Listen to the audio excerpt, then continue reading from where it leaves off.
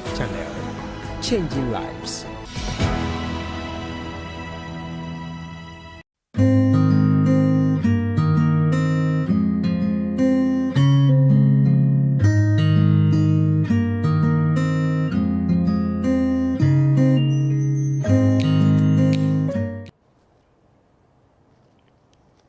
Hello, lovely viewers. Good evening, and welcome back to the consulting room. It's been quite a long break, but we are back. And we are back with a new season of very interesting topics and discussions. I'm Dr. Na Ayikako Inin. May is the yellow month, and yellow is just to raise awareness for newborn jaundice. Newborn jaundice is one of the main causes of hospital admissions for newborns, and it causes significant morbidity and even mortality sometimes. So it's very important that we know all about it. And the theme for the yellow month this year is Spot the Yellow, Stop Disability and Death. So we are going to get educated on this. How do we spot the yellow? What do we do if we spot the yellow? And so much more. So with me to discuss this very important topic, I have two special panelists. And in the studio, I have with me Dr. Monica Ogo. She's a senior medical officer. She has a master's in public health and also a PhD candidate. You're welcome, Doc. Thank you for having me. Yeah, thank you for spending your evening with us. And we have one more person who will be joining us virtually. I'll introduce her when she joins us. Oh, okay, she's on. So we have Dr. Abna Tano joining us virtually. Hi, Dr. Tano. Good evening and welcome. Thank you very much. Yeah, Dr. Tano is a specialist and she's also a lecturer in family medicine and rehabilitation. We are blessed to have both of you joining us. So we'll go for a quick commercial break before we start our discussions, but we'd like to hear from you. So please send in your questions, your comments, and also your experiences. We'd love to hear them. Please stay tuned. We'll be right back.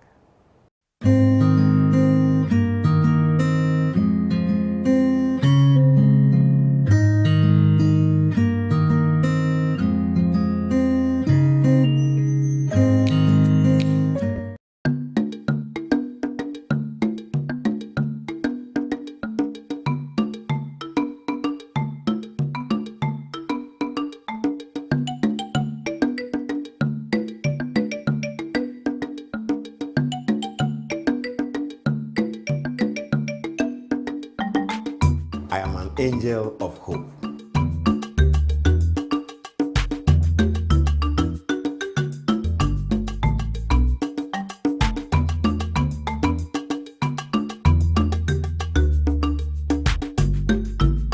I'm an angel of hope. Ubrenio, so do Sika a Baba Hope Channel. No one so yasene, yet me the measam a cock main chia saw in Chorum Yana, Wadaroma, Farmain, Nafa Sika Fasubi, not also Fabra, Yanko Kanyamsem, and ya cra a wonqua. Star 928 star 34 star 104 hash.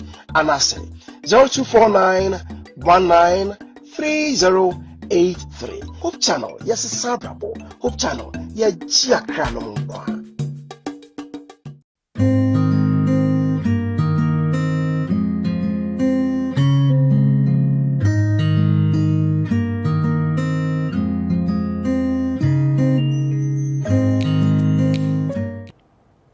Welcome back to the consulting room. Before we went on our break, we introduced our topic. We are talking about newborn jaundice today. So I'll start with Dr. Ogo. Welcome again. Thank you very much.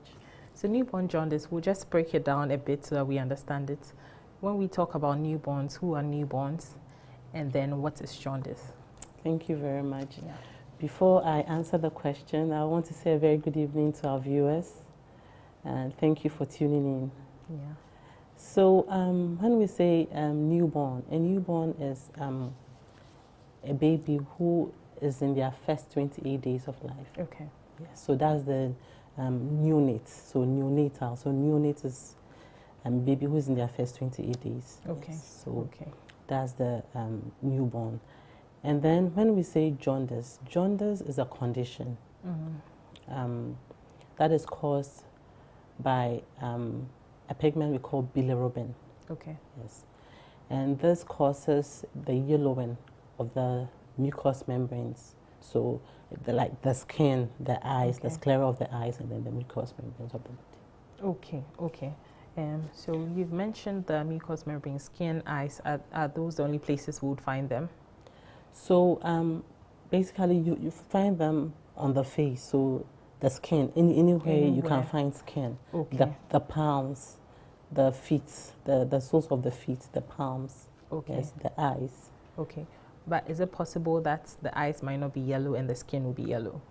So jaundice has a cephalocaudal progression. Okay. So it starts from the head downwards. Okay. So it's not possible to have jaundice on your feet when you have it without having it on your face. Yes, so okay. Okay. So I'll just go to Dr. Tano now. Hi, Dr. Tano. Are there some children that are more at risk of getting jaundice than other children? Okay, so it's been shown usually children who are born premature, because usually the bilirubin that was mentioned, that pigment that causes the yellowish discoloration, usually jaundice happens because the liver is not well developed. So it means that if the baby is born premature, it means that that baby's liver is not well developed, and therefore they are more prone to getting jaundice. And so that's one of the risk factors, or let's say that is why most children who are premature, born before 37 weeks, or let's say 8.5 months, then they end up with jaundice. We've also seen that sometimes also what happens is that babies may develop even more complications, because sometimes in black children, babies, they usually may have a darker skin, so mothers do not notice that early. But also blood incompatibility. Sometimes it's been shown that if the mother is rhesus negative, the blood group, there's incompatibility, there's a higher risk that the child would end up having jaundice as well. So these are some of the simple risk factors or ways in which we have babies who develop jaundice, end up developing jaundice. When a baby is also not feeding well, and you notice that that baby is not maybe producing or peeing a lot or poo-pooing a lot, that baby too is at a risk of getting more likely to show the jaundice. Also, some research has shown that if a baby had maybe an older brother or sister who also had jaundice at birth, they are also more likely to also get jaundice. And so usually, and sometimes when a baby comes out and has had some bruises or bleeding in the skin, they also may have jaundice. Yeah, so these are some of the risk factors. Okay. But how common is newborn jaundice? Yes, so newborn jaundice is quite common, and we do see that. In actual fact, I would come more from the rehabilitation point of view.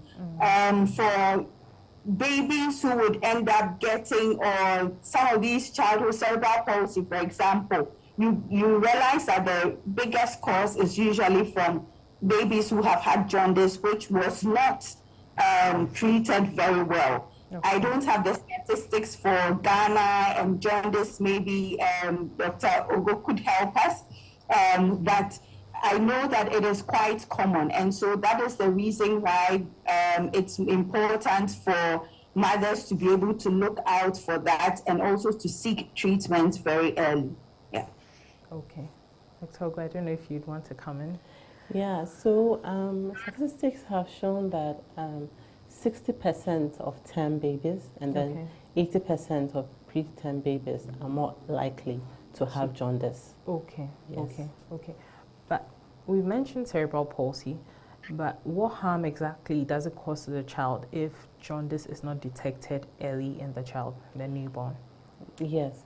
So what happens is that maybe we should start from the types. Maybe. Okay. Yeah. So we have the conjugated and then the unconjugated. Okay. Right.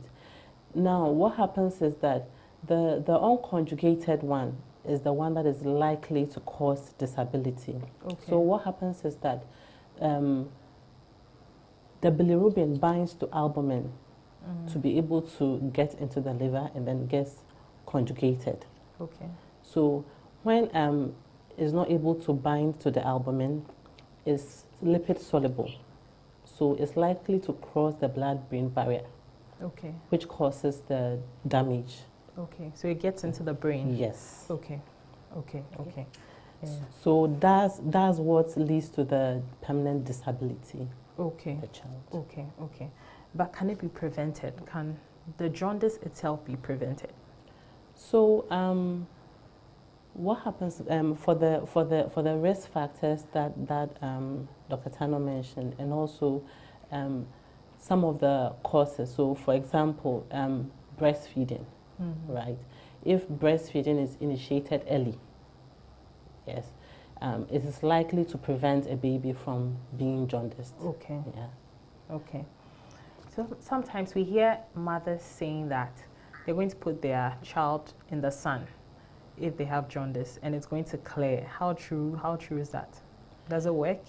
So currently we do not advise or we do not recommend putting jaundiced babies under the sunlight, yes, because that practice is likely to miss or skip severe forms of the condition, which is likely to lead to neonatal death and morbidity.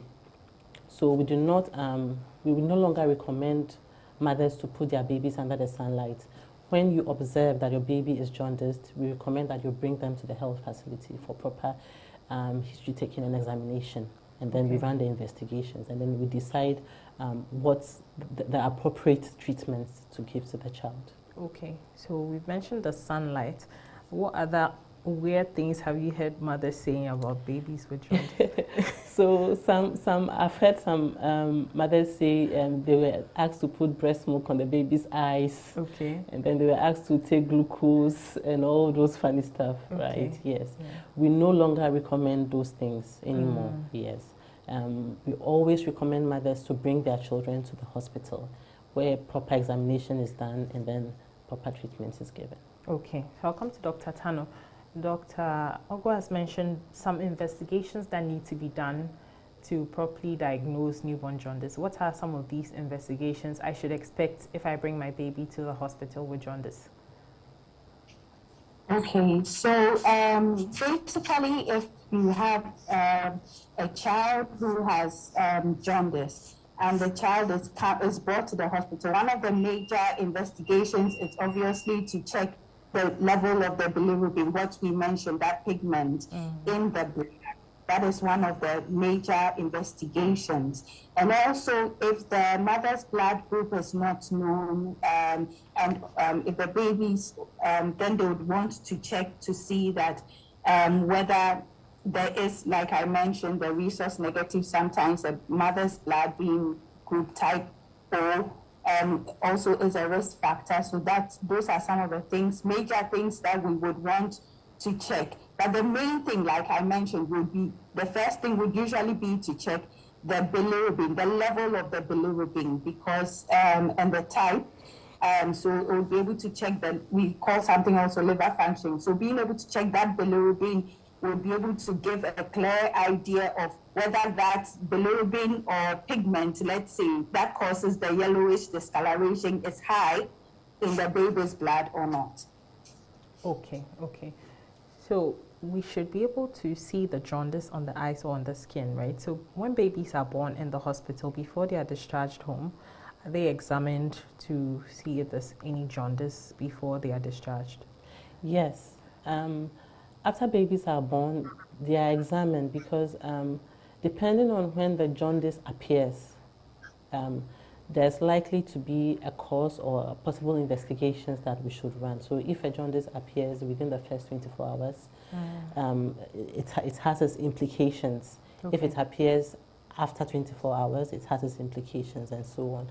So when a baby is born, the baby is examined thoroughly to make sure these things are not present. And then we counsel the parents on the possible signs to be able to pick up. Okay. So we advise you how to pick up these signs, how to observe your baby, so that when you see anything that you are being educated on, you bring the baby back to the hospital for proper investigation. Okay. So the investigations have been done and the bilirubin level has been found to be high. What interventions are available? Yes, so as I said earlier, depending on the causes, right? We have the unconjugated ones and we have the conjugated ones, and then the management might differ slightly. Okay. So, and also if it's physiological or pathological. So the physiological ones are what we say are not due to any disease state of the baby. So as Dr. Tano mentioned, it might be due to the liver not being matured properly or increased breakdown of the red blood cells. Yeah. And then if it's pathological, it might be the ABO incompatibility. So when the mother is blood group O and the baby is A or B, so there's likely to be breakdown of the red blood cells, for what we call hemolysis. Okay. Or the rhesus incompatibility. So when a mother is rhesus negative and the baby is rhesus positive. And then also we have the G6P and PD deficiency. So based on the causes, but there's likely to be additional management. So but the baseline is that the phototherapy. Okay. That's the baseline. For depending on the cause, other managements could also be added. For example, if it's sepsis, we might add antibiotics to it and whatnot. Yeah, but to be able to get the bilirubin, especially if it's the unconjugated one, to be able to get it conjugated and out of the system, we usually use a phototherapy. So if your baby is jaundiced and is any of these we have mentioned, you are likely to go under the phototherapy to help the body to be able to conjugate the jaundice and get it out of the system. Okay, so phototherapy, that's a big word. What is it? What should we expect? What is phototherapy? So in simple terms, the phototherapy is a process where your baby is put under light. Okay. This is a special light, that blue light, right? That research has shown is able to break down the bilirubin and make it soluble. Okay. So that your baby can get it out of his or her system. Yeah. So we protect this light can damage the baby's eyes and sometimes the reproductive organs. So the reproductive organs are protected together with their eyes, and then your baby is put under the phototherapy. Okay, okay. I guess this is the concept for putting the baby under the sunlight that the mothers talk about. So the truth is that the concept for the phototherapy came from that. Okay. But as years have gone by, we realized that giving that recommendation to all mothers has caused more harm than good. Okay. Is led to some babies losing their lives as a result of that, because the cause for mother A's baby's jaundice might not be the cause for mother B baby's jaundice. But if I tell you to put your baby under sunlight, when another mother comes and tells you, oh, my baby jaundice, when I went, they told me to put my baby under sunlight, so maybe you should do that too. So we've realized that advice might not be the best. Yeah. So we recommend that when you observe, just bring your baby. We'll do the proper investigations and then decide take what it from there. Yeah. Right. Okay. So Dr. Tano, phototherapy, is it readily available in our hospitals?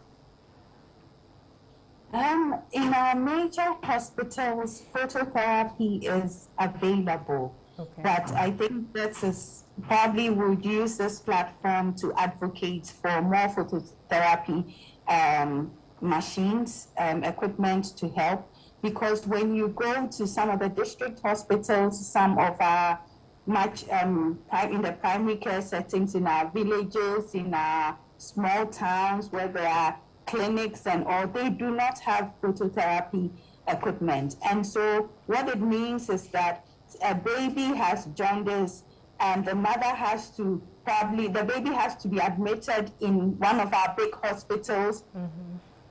And so the mother has to come and find a place to sleep. Maybe they don't know anybody in Kumasi, in Accra, any of the big cities, and it becomes an inconvenience. And sometimes they may show some form of despair. They may be discouraged because it takes a lot. Imagine, let's say this mother has just delivered, is tired, needs to be able to rest, and then they've been transferred to another city and they don't have good sleeping conditions for this mother. It's even more serious if the mother has done cesarean section and has to be dressing the wound, going up and down. So it's a lot of stress. Phototherapy equipment, there are not a lot in the country. In the teaching hospitals, there are, and some of the regional hospitals, there are phototherapy equipment, but it's not a lot in the country. Okay. But if a baby needs phototherapy, are they going to be under the light throughout, say, all day, all night, or how long do they spend under this light?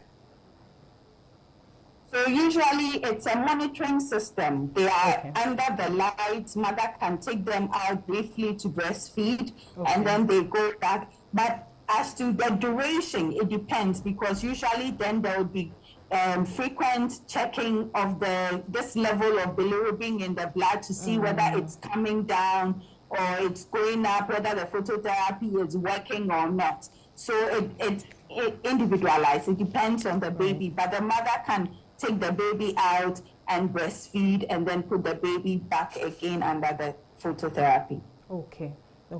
So Dr. Hogo, sometimes when you tell mothers that you're going to put their babies under the light, they ask you, how long am I going to stay in the hospital for? Is there a specific duration, that maybe a range that they would spend in the hospital? Yeah, I think Dr. Sano just spoke on that. Yeah. It's individualized, right? It depends from baby to baby. Okay. It depends on the time with which the bilirubin is able to clear from the body to significantly non-harmful levels. Okay. Yes. So we need to see that the bilirubin has cleared from the baby's system to non-harmful levels before we are able to let the baby go home. Okay, but will the yellowing completely clear before they go home? No. So the yellowing takes a bit of time. Okay. The yellowing takes a bit of time. From what I know, I think between 3 weeks to 6 weeks to clear completely. And the baby will not be in the hospital for this whole time. As I said, once the bilirubin goes down to non-harmful levels, we are able to let the baby go home. Okay, with no problems. Yes, and then we encourage the mothers to keep breastfeeding. Okay. Dr. Tano, how will we know if the jaundice is getting worse? Or maybe the bilirubin levels are going up again? Yeah, so it's usually by the testing. Okay. If the bilirubin causes, like Dr. Ogo mentioned, causes the blood-brain barrier. So there's supposed to be a barrier when, let's say, so that not everything in the blood gets into the brain. Let me just explain it in that simple way. That sometimes when it's too much, when they don't bring them early, or sometimes when it's not really, management has to be changed, or it's not working, it's worsening, then it causes, sometimes it's because it has crossed to the brain. And when that happens, we call something kernicterus, or so it's, the bilirubin is toxic to the brain cells. So usually what you would see in that baby is that baby is uncomfortable.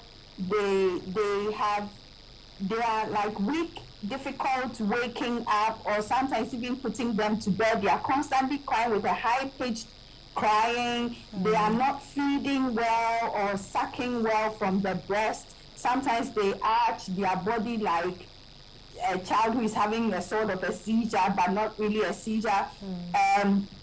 So things like that, and even sometimes a fever.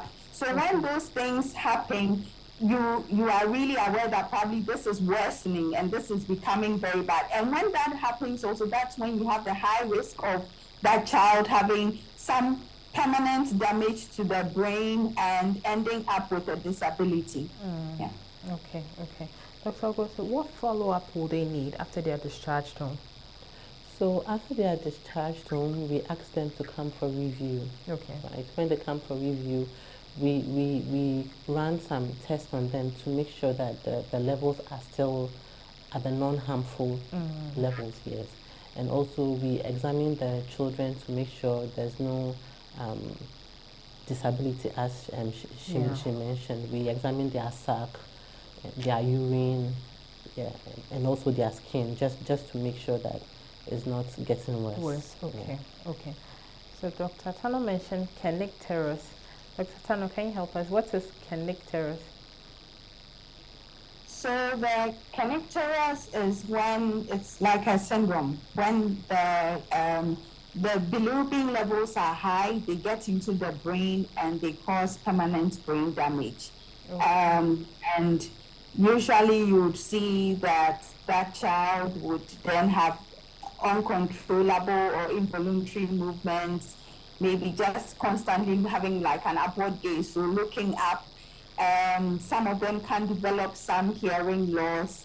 And you look at the developmental milestones, and so that's one of the big things that we advise women, and usually even our own health professionals, that if a child has had jaundice and that child probably has had kernicterus, or even as they come for review, there has to be constant, because sometimes you may not know that it has caused some damage to the brain. Constant review and advising the mothers about what to look out for. That is very important. Yeah, so that kernicterus is basically the bilirubin being so high that it causes damage to the brain. Okay. So I was going to ask if it's reversible. You've answered that. You said it's permanent, but is it progressive? Is the brain damage progressive? No, so it is not progressive. It's something that has happened to the brain. It has caused this one-time damage to the brain, and that is what, it's the after effects that we see. Yeah. Okay.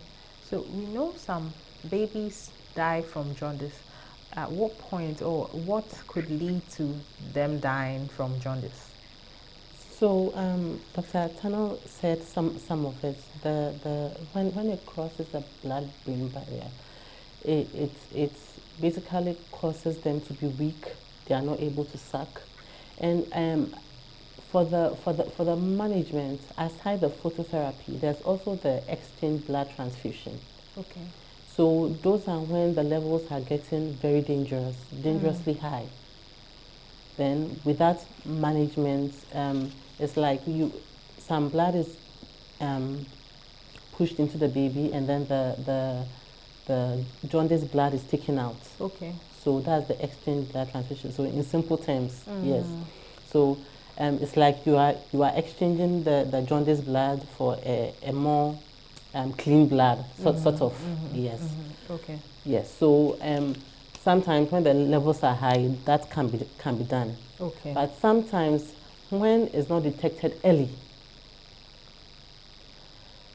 sometimes the parents say they didn't see, and by the time they see, the baby is jaundiced all over, and then they come in this very bad state. So sometimes some babies are not able to stand the and even sometimes you see that a few days ago I encountered this. The baby was hungry, but he was so weak he wasn't able to suck.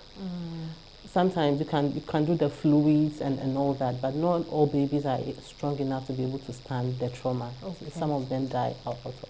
Okay. So I'll come to Dr. Tano again. My baby has like a very, very bad bilirubin level. We've done exchange transfusion and all that, and they still develop kernicterus. So what happens next? So when they develop that, I think one of the biggest things is to look out for the manifestation of the kernicterus, and that is the developmental delays. When they come for review, and after they've been stabilized, they've been discharged. So I'm talking about when they've been discharged, it happened and it caused, and we are suspecting that they are going to have some developmental delays. So it's constantly, and this doesn't even go to only those who have kernicterus. Even if your child has had jaundice, the advice is that be extra vigilant.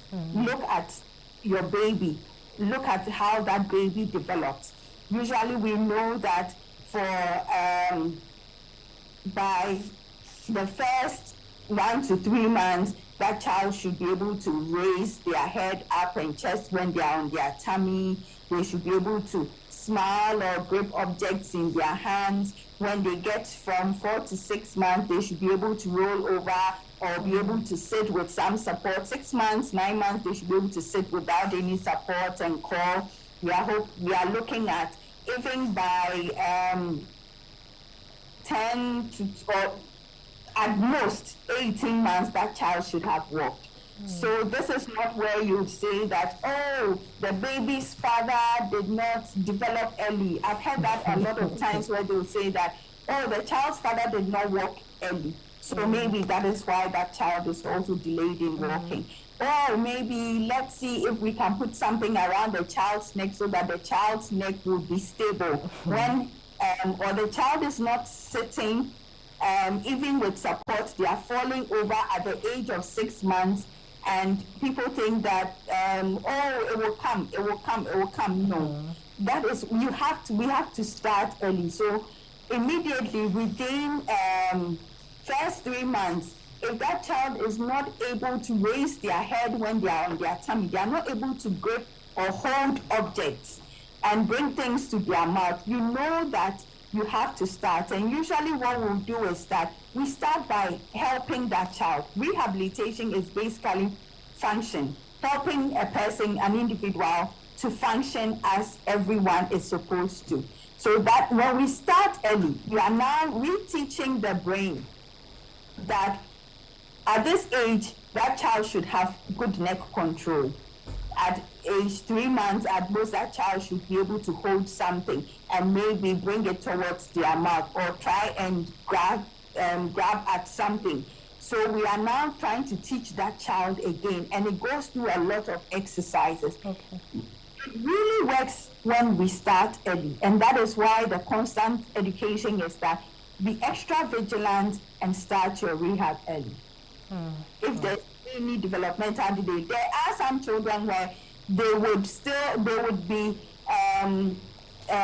have some form of jaundice. They will be fine. I'm not saying that every child who has jaundice ends up with a disability. No. It's for those children who have permanent brain damage because the jaundice became so severe. That is when we have to start rehab early. And when they start rehab early, you see a lot of improvement. Okay. So what rehab options are available? Okay. So currently in Ghana, we all know physiotherapy. We know that there's occupational therapy. So physiotherapy will help that child to be able to walk, be able to, their motor function, so be able to use their muscles and things like that to be able to do the things that they need to do, crawl and walk and stand on their feet. Then we have occupational therapy. So occupational therapy is not really about work, but being able to use their hands to be able to do what they are supposed to do. And then we have speech therapy. Speech therapy also would help that child when the child gets to the stage where they have to start talking or babbling, teaching them how to talk as well. And we have others like orthotists, prosthetists, who would help them if they need any special shoes that would help them to start walking, any special equipment, assistive products, they would also help with that. And then there's the rehab physician, and currently we have very few in the country, but at least, and I'm also one there's one in Cape Coast, there are some in Accra and then Kumasi, where we also look holistically at the child and say that this child, assess and say that this child may need physiotherapy, may need occupational therapy, may need speech therapy, and this is exactly what is supposed to be done for them when they go to their therapist. And so we monitor what is supposed to and prescribe some of the exercises that they are supposed to go through. Okay, but is there any support, any financial support available for people who can't afford all these things? Is there any health insurance cover? The health insurance covers just a little bit of that, but there's also the fund from the assemblies. There's the disability fund from the assemblies. Usually when you get a doctor to assess and write a medical report for that child, and the guardian or the parent, the caregiver, takes it to the district assembly, they are usually able to get funding for their rehab. Okay, but it looks like sometimes the children might become a burden, or they might be a little difficult to handle for parents. So what support is available for parents to, apart from the support to the child themselves, what support is available to the parents? Yeah, that is quite difficult. Usually the parents don't get a lot of support. Currently in Ghana, it's just parent groups, support groups that they have formed on their own. So for example, there's the special mothers group where we have, it's a support group for mothers who have children with cerebral palsy.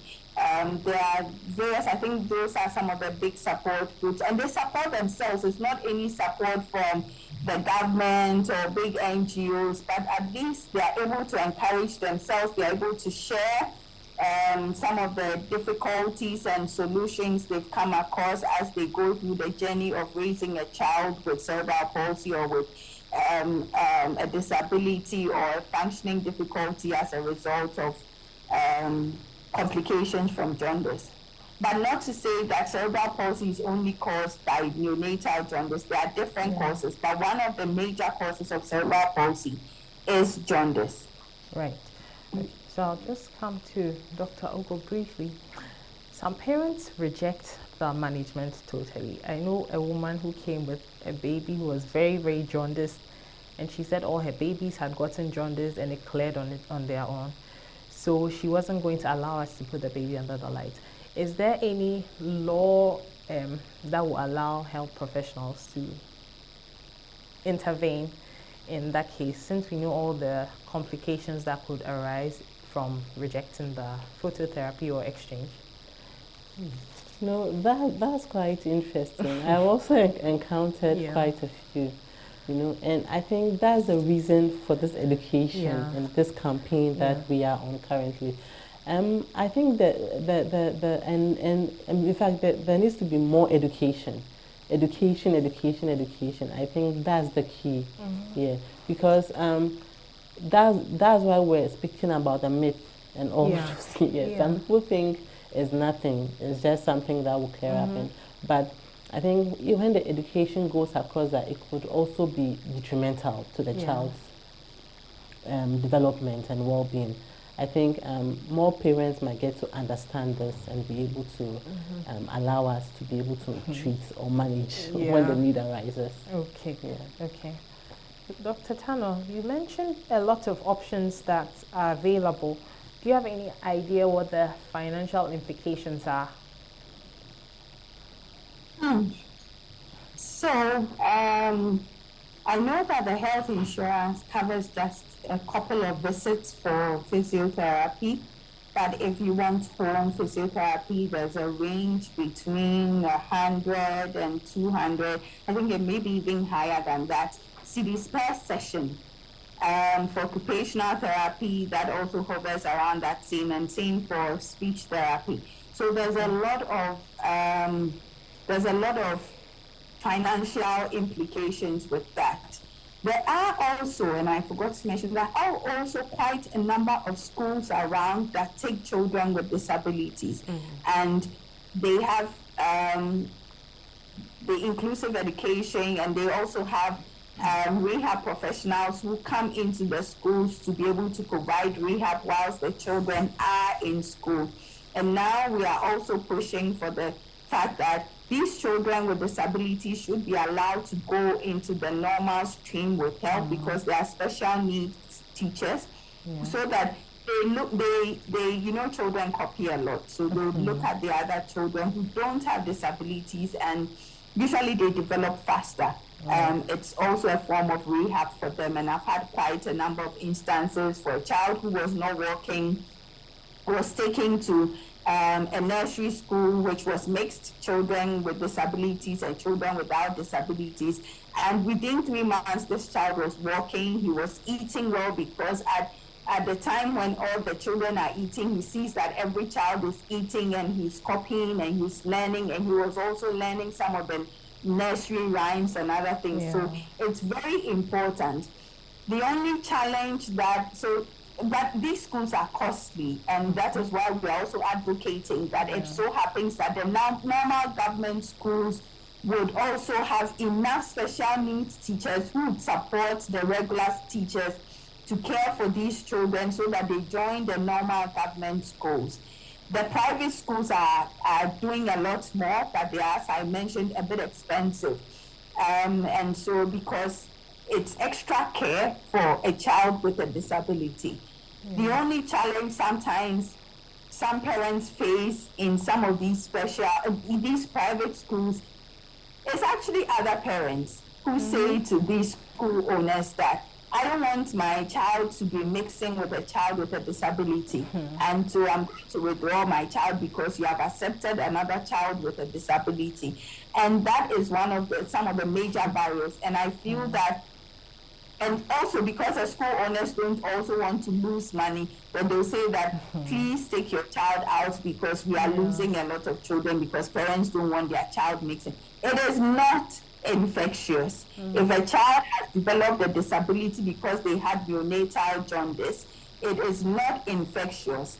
It is not infectious. Let me say it again. You are rather helping that child to recover or to get more rehabilitation or to do better functionally if they are able to be friends with your child who does not have a disability.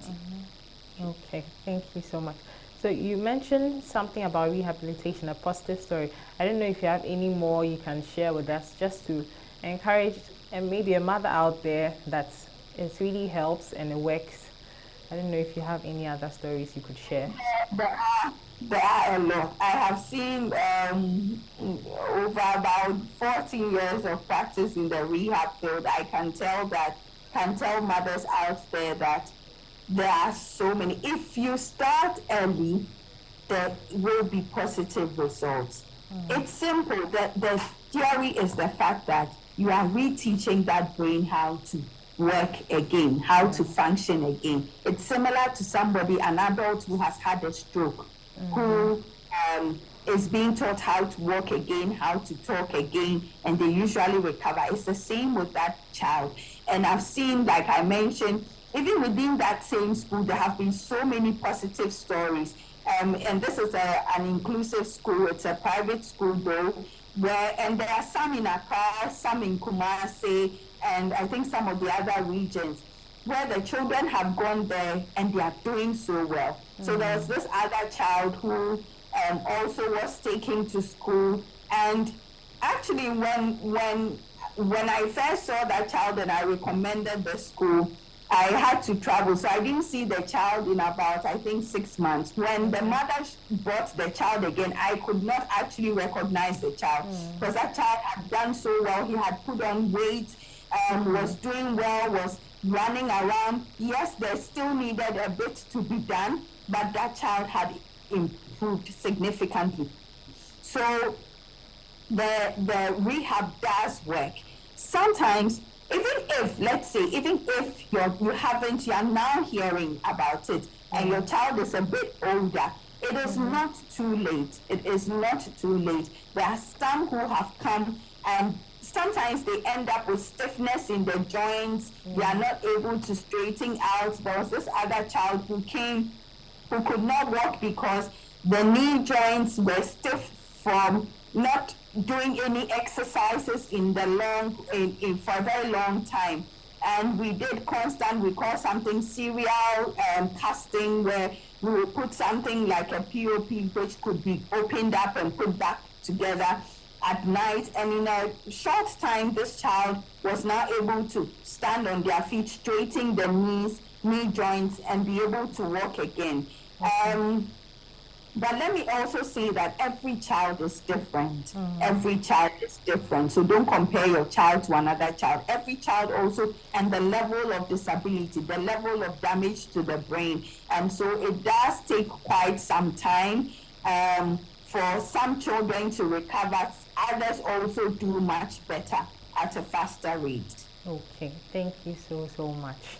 I keep saying mothers, but parents generally, parents who are taking care of these children.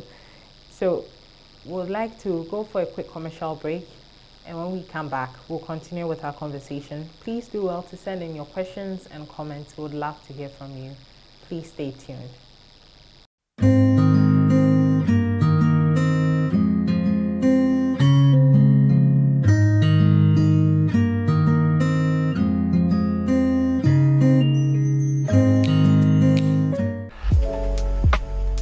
Hope channel is my favorite Christian channel.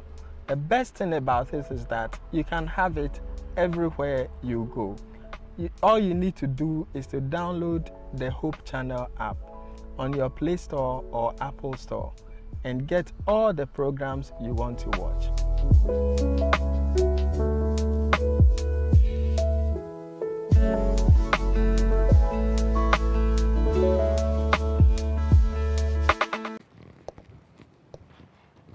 Every individual has a story. Stories of social issues such as infertility. You did not marry your wife only because she's going to give you a child. You married because you loved her. Whatever comes on your plate, you're ready to accept that.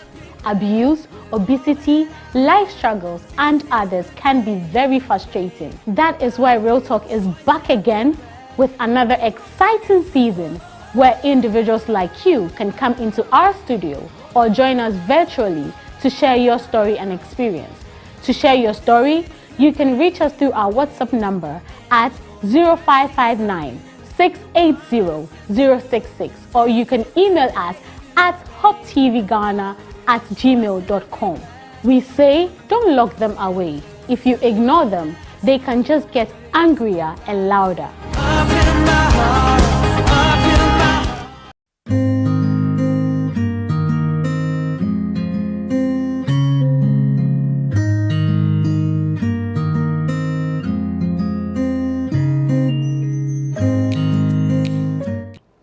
Welcome back to the consulting room. I hope you are enjoying this discussion and also learning a lot from this. We are talking about newborn jaundice. So I'll come to Dr. Ogo. We mentioned some of the things we can do to help a baby with jaundice, like putting them under the lights and doing the exchange transfusion. We know everything has some side effects.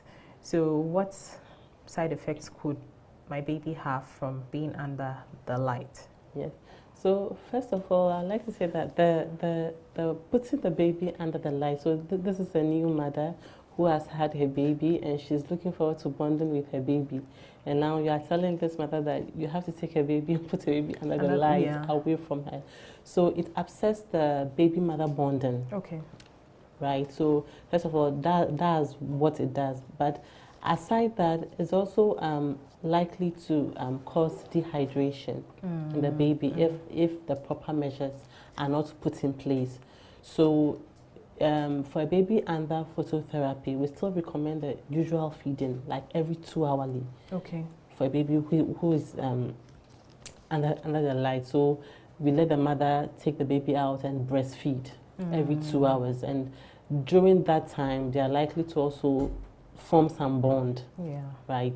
And also, another complication of the phototherapy could be skin rashes. Okay. Yeah. So, a a baby could have skin rashes as a result of being under the light. So with this, we recommend close monitoring so that it doesn't go out of range. So you can just maybe clean and make sure that the rashes doesn't get infected. Okay, but these are things that will heal. That could happen, yeah. Okay. We also have, I think, bronze baby syndrome, which is likely to change the color of the baby and whatnot. Yeah. Okay. Yeah. Okay. But some of them don't happen. Like the bronze baby syndrome doesn't happen often, but the common ones are the ones that I mentioned, like the dehydration. Okay. And the skin rashes, the mother baby bond and all. Okay, all right, thank you. So Dr. Tano, at the hospital, there are instances when parents or mothers will come and there's a lot of influence from outside.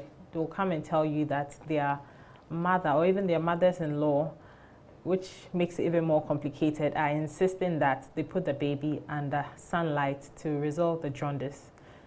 How do we deal with things like that?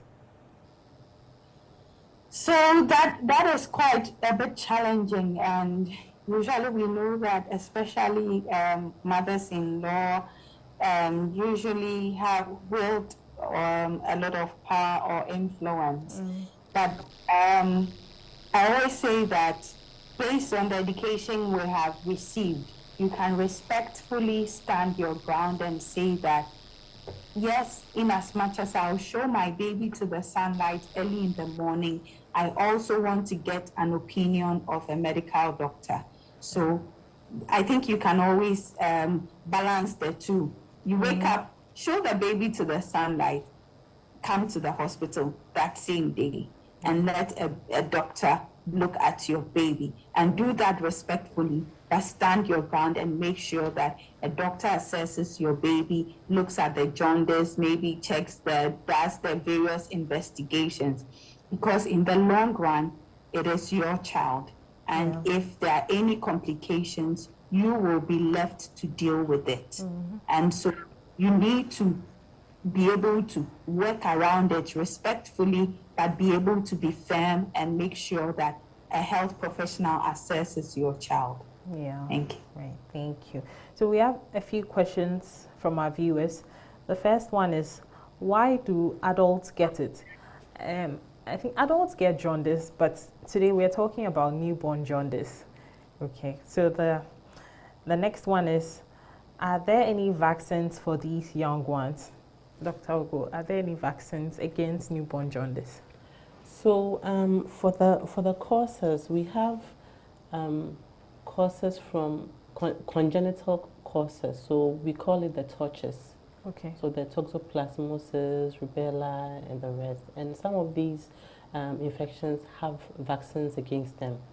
Yes, so we usually recommend the mothers to get vaccinated if they are not taking this infections. Okay, so these are just against the infections, not exactly against the jaundice. Yeah. Okay, and then the next question says, good evening, doctors. Please, my question is jaundice a disease or a symptom of other disease, please? Dr. Tano, can you help us with that question?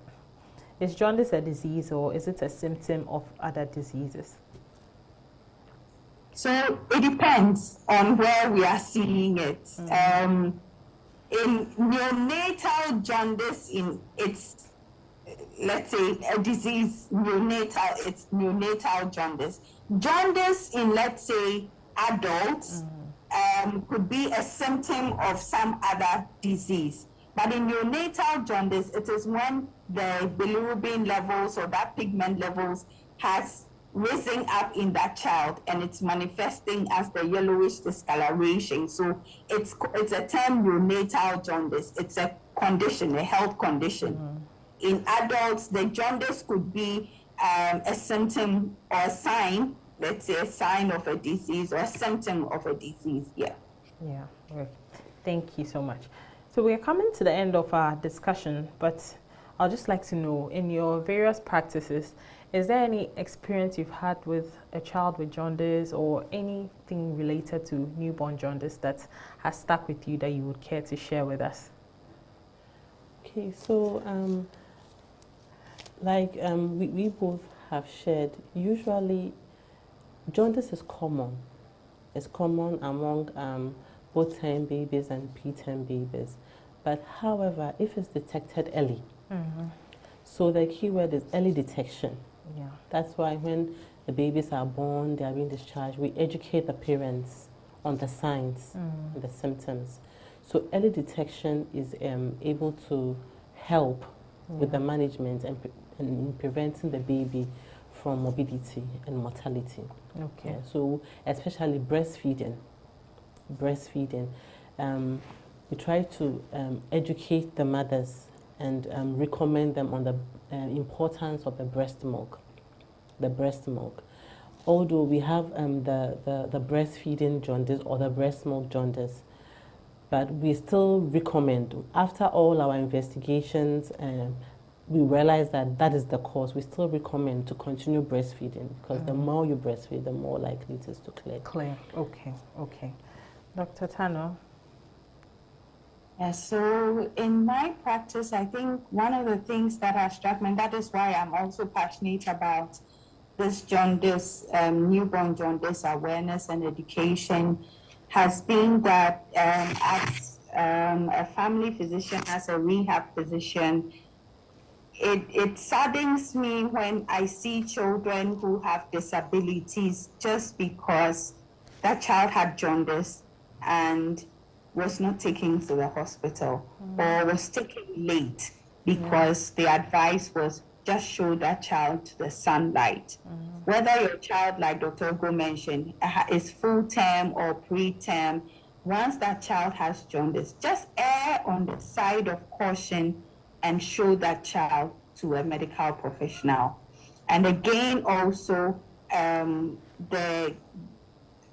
word of advice to my colleague medical professionals that after they have been managed for the jaundice, please do well to get them to be extra cautious or vigilant on the development of their children, so that if they see any little delay, they rush quickly to the hospital. And when they come to us in the hospital also, let's be able to really listen to them well, take a good history, and not dismiss the delays in their development that, oh, it will come. Let's be vigilant also and start rehab early. Thank you. There's one more question. Please, my son had neonatal jaundice at birth. He will be 2 years on 4 June and he's not walking on his own. He can't get up and holds the couch to walk.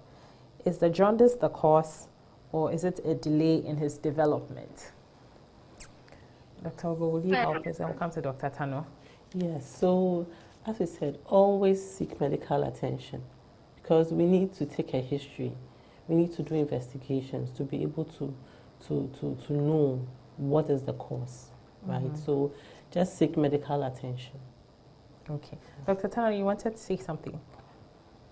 Yeah, I would say that it could be the jaundice, it could not be the jaundice also, because delay in development could happen whilst the child was in the womb, whilst the child was being delivered, and after delivery, which could also happen that it could be the jaundice as well. So whatever it is now, even if the child is almost 2 years and has not walked, please take that child to see a doctor and start rehab as soon as possible. Get to a place where there are rehabilitation professionals, a rehab doctor, a physiotherapist, an occupational therapist, so that we start as soon as possible. Something can be done about it, but start with the first step of going to see a doctor and also starting rehab as soon as possible. Thank you. Thank you so much. We've come to the end of our program. We'd like to say thank you so much to Dr. Ogo and Dr. Tano. Thank you for spending this evening with us and educating us on a very important topic. Early detection and timely intervention saves lives of newborns. We've heard everything that we need to know about it. Now let's take action. Let's not sit at home with a baby with jaundice. Let's bring them to be examined fully and the right investigations will be done. And let's remember that the complications can be prevented, and even if they happen, there are appropriate interventions that can be done to help your child. So let's not sit at home. Thank you so much for joining us and listening to us. We hope to see you again. Have a good night.